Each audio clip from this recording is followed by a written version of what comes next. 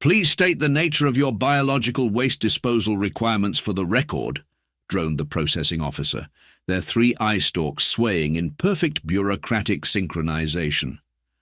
I sighed, watching my breath fog up the containment field. Human, carbon-based, mostly solid waste with liquid elements. You know, the usual.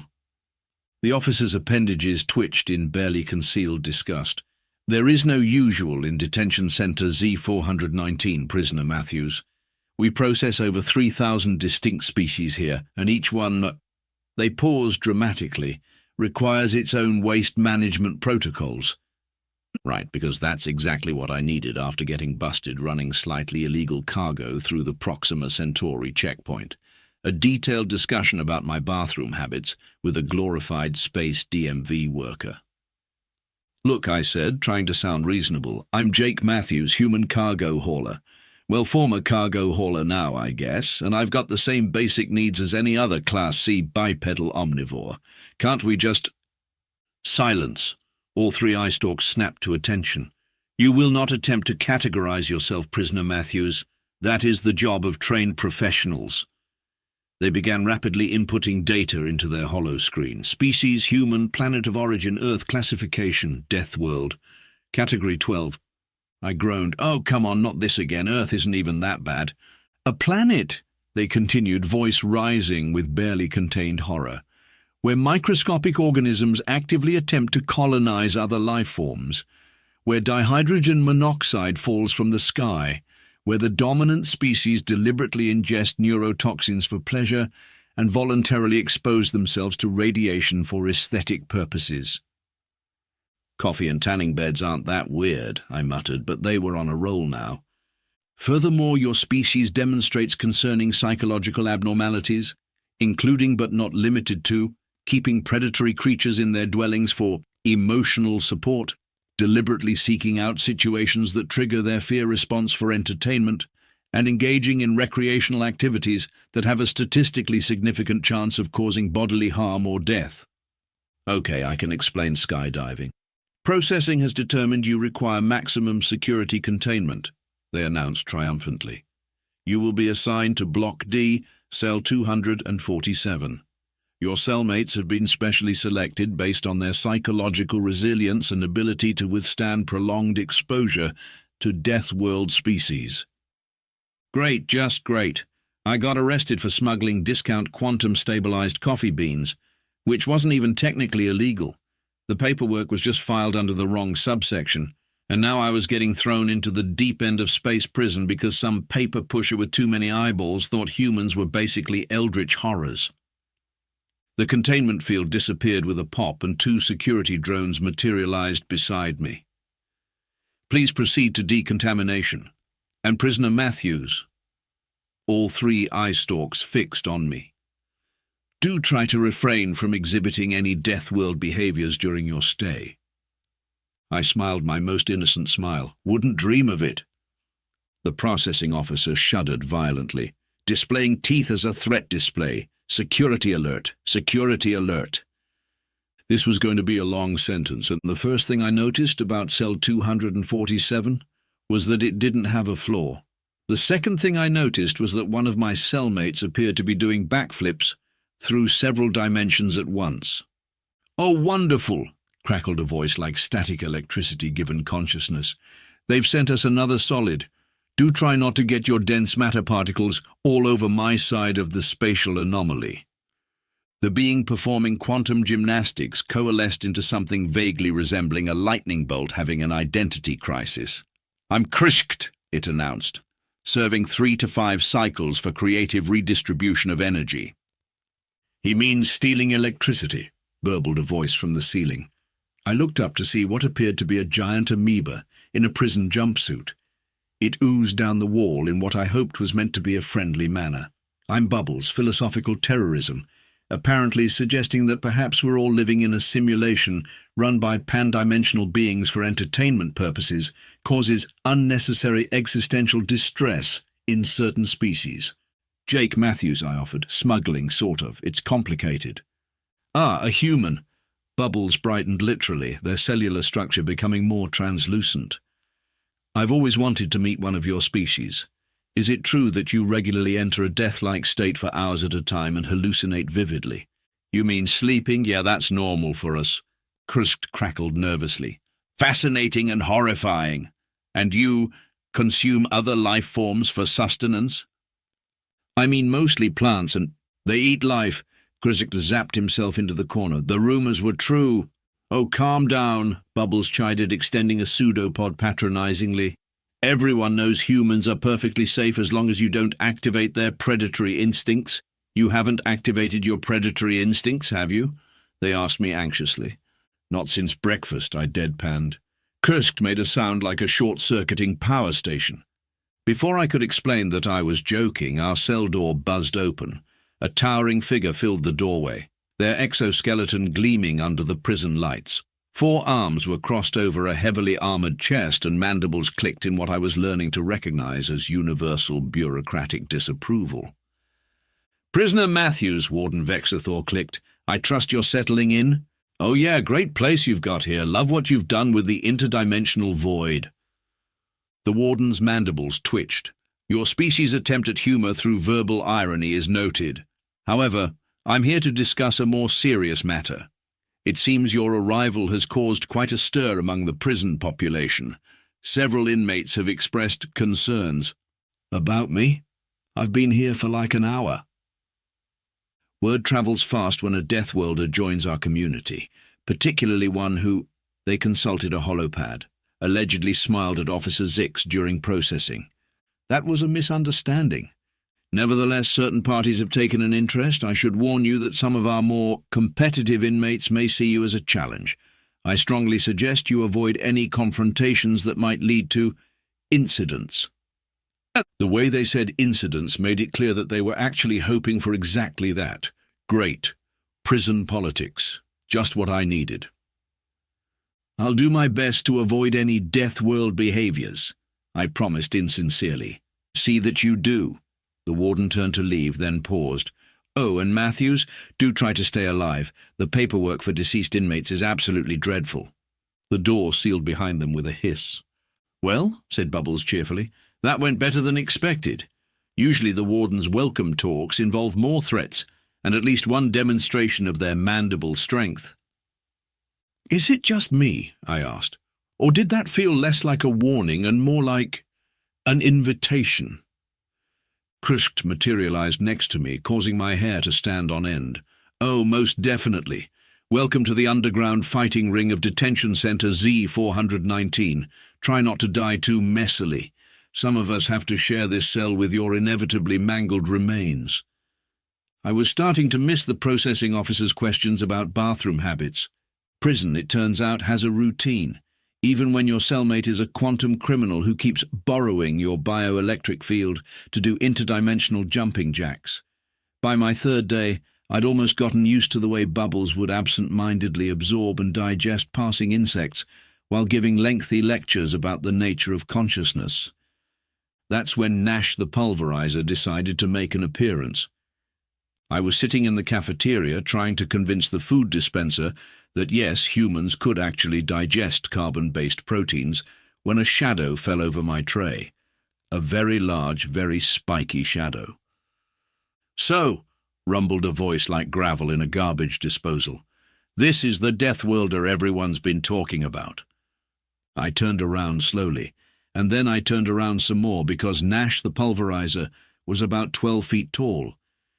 Their exoskeleton looked like someone had strapped armor plates to a tank, then strapped more armor plates to those armor plates. Multiple arms, I counted 6, each ending in what looked like industrial crushing equipment, flexed meaningfully. "You don't look so tough," Nash continued, mandibles clacking. "I heard Deathworlders were supposed to be apex predators. You look like a light breeze would snap you in half." The cafeteria had gone silent. Well, as silent as a room full of aliens can get when they're all trying very hard to pretend they're not watching what's about to become either quality entertainment or a crime scene. "I get that a lot," I said, turning back to my food dispenser argument. "It's probably the shoulders. Never could get them as broad as I wanted."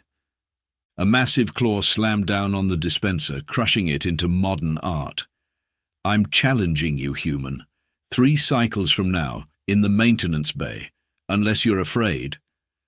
I looked mournfully at the remains of the dispenser. You know, I was actually making progress with that thing. I think it was almost ready to admit that not everything needs to be processed into nutrient paste. Nash leaned down until their face was level with mine. This close I could see the scars in their exoskeleton, marking what had to be dozens of previous fights. Perhaps you didn't hear me, soft one. I'm challenging you to combat, to prove once and for all that your species' reputation is nothing but myth. Oh, I heard you, I said. I'm just trying to figure out why. I mean, what do you get out of beating up the new guy, besides a reputation for picking fights with someone half your size? The cafeteria filled with the alien equivalent of, oh, several energy-based life forms actually sparked in excitement. Nash's mandibles quivered with rage. 3 cycles, human, maintenance bay, and when I'm done with you, everyone will know that Deathworlders are nothing but soft, weak prey. They stomped away, leaving impressive dents in the floor. Well, said Bubbles, oozing over from the next table, that was either very brave or very stupid. I'm leaning towards stupid. You know what the worst part is? I sighed. I still haven't gotten any actual food. Food should be the least of your concerns, Krust crackled, materializing beside us. Nash has never lost a fight. They literally pulverized their last opponent, hence the name. What happened to them? They had to be poured into a containment field and shipped back to their home world for molecular reconstruction. Ah, I poked at the crushed dispenser. Any chance they have anger management classes in this prison? Oh yes, Bubbles said brightly. But the therapist is still in therapy after their last session with Nash. Perfect. I stood up, my chair scraping against the floor with what felt like unnecessarily dramatic acoustics. Then I guess I better start preparing. Either of you know anything about human martial arts? Krust buzzed excitedly. I once downloaded an entire collection of something called karate movies during a routine power grid redistribution. You mean you stole them? Redistributed. And I must say your species' ability to defy gravity and split concrete blocks with your appendages is most impressive. Though I'm curious about why you always shout the names of your attacks. I had a feeling the next 3 days were going to be interesting, and not in the good way. No, no, no, Krust crackled in frustration, his electrical form buzzing erratically. You're doing it all wrong. You're supposed to hover at least 3 feet off the ground before executing the spinning kick. I wiped sweat from my forehead, trying to catch my breath. We'd commandeered an unused corner of the exercise yard, which in space prison meant a large room with variable gravity settings. Currently, we were at Earth normal, much to my cellmate's confusion. Humans can't actually fly, I explained for what felt like the 100th time. Those movies you downloaded aren't documentaries. But I've seen the footage. Your greatest warriors could run up walls, catch arrows, and split mountains with their bare hands. That's called special effects, I sighed. Movie magic, it's not real. Bubbles, who had been serving as a makeshift punching bag, they insisted they couldn't feel it and actually found the kinetic energy transfer philosophically stimulating, oozed closer. Are you saying your species intentionally creates false records of impossible achievements for entertainment? Pretty much, yeah. Fascinating. Bubbles vibrated with excitement. So you're saying your entire species engages in collaborative metaphysical reality distortion for pleasure, and you call humans Deathworlders? Clearly you're all reality warpers. That's not exactly... Focus, Krust interrupted. We only have 2 more days to prepare you for combat with one of the most notorious fighters in the quadrant. If you can't fly or shoot energy beams from your hands, what can you do? I thought about it. Well, I've got pretty good endurance. Humans are persistent hunters. We can keep going for hours. And we're adaptable, good at improvising. Plus, we can take a hit pretty well thanks to our internal skeleton. Both of my cellmates recoiled in horror. Internal skeleton, Bubbles whispered. You mean your bones are inside your body? Where else would they be? That's disgusting, Krust crackled, and terrifying. No wonder other species fear you. Look, I said, trying to steer the conversation back to something useful. The point is, I can't match Nash for strength or reach, but maybe I don't have to. What do you know about their fighting style? They grab things and pulverize them, Bubbles said helpfully. It's very much their whole aesthetic. Yeah, I got that from the name, but what about weaknesses? Everyone's got them. Krzyk sparked thoughtfully. Well, they are rather slow. All that armor makes them powerful but not particularly agile, and they have a tendency to become enraged when they can't immediately crush their opponent. Okay, that's something we can work with. What else? Their species is highly sensitive to rapid temperature changes, Bubbles offered. Something about their exoskeleton becoming brittle. It's why they never shower. I grinned. Now that's actually useful. You know what humans are really good at? Containing your bones inside your body like horror creatures? Krzyk suggested. No, well, yes, but that's not what I meant. Humans are really good at sweating. Sweating? Bubbles rippled in confusion. You mean the involuntary expulsion of temperature-regulating liquid through your skin? That's your secret weapon? Trust me, I said, starting my warm-up exercises again. Sometimes the best weapons are the ones nobody expects. Now let's work on endurance. I've got an idea, but it's going to take some practice. Wonderful, Bubbles enthused. But first, could you explain more about this internal skeleton situation? Do your bones move around in there? The next 2 days were filled with equal parts physical training and explaining basic human biology to increasingly horrified aliens. By the time the fight day arrived, I'm pretty sure half the prison population was convinced I was some kind of eldritch horror wearing a skin suit, which all things considered might actually work to my advantage. The maintenance bay turned out to be less bay and more abandoned warehouse someone forgot to clean for a few centuries. Perfect for illegal prison fighting rings, less perfect for basic workplace safety. The place was packed. Apparently Deathworlder versus reigning champion was the hottest ticket in space prison entertainment. Last chance to back out, Warden Vexathor clicked, managing to sound both threatening and bored, though I should mention that forfeiting carries a mandatory sentence extension. How convenient, I muttered, stretching my arms. The crowd of inmates had formed a rough circle, with Nash waiting on the opposite side. They'd somehow acquired even more armor since our last encounter. The rules are simple, the warden announced. Fight continues until one participant is incapacitated or admits defeat. No weapons, no outside assistance, and try to avoid making too much of a mess. The maintenance drones are already overworked. Nash stepped forward, their massive frame casting shadows in the dim lighting. Any last words, soft one? I grinned, showing all my teeth. Several nearby inmates flinched. Just wondering, how's the temperature in all that armor? Feeling warm. Enough talk. They charged forward with surprising speed for something the size of a small shuttle. I dove to the side, rolling under a swipe from one of their massive claws. The movement took me past several storage containers, which gave me an idea. I just had to stay alive long enough to implement it. Stand still and face your doom, Nash roared, pulverizing a container where I'd been standing moments before. Yeah, that's going to be a no from me, I called back, ducking another swing. Quick question, though.